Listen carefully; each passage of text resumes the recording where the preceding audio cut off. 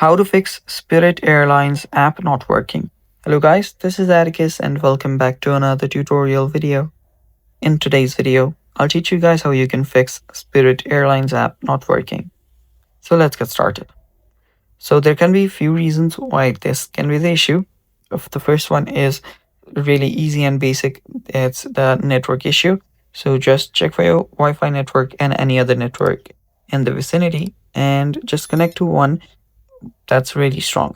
After doing that, come back here, check if your app works.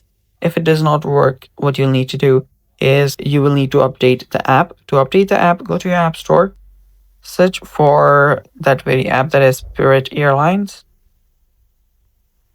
After doing that, let me just find the app.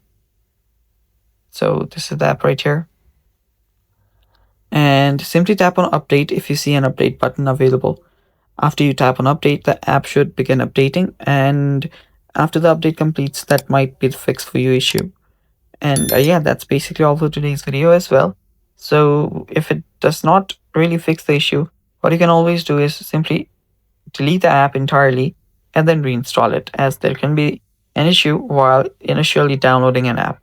And that's all for today's video. Thanks for watching. Stay tuned for more, and bye bye.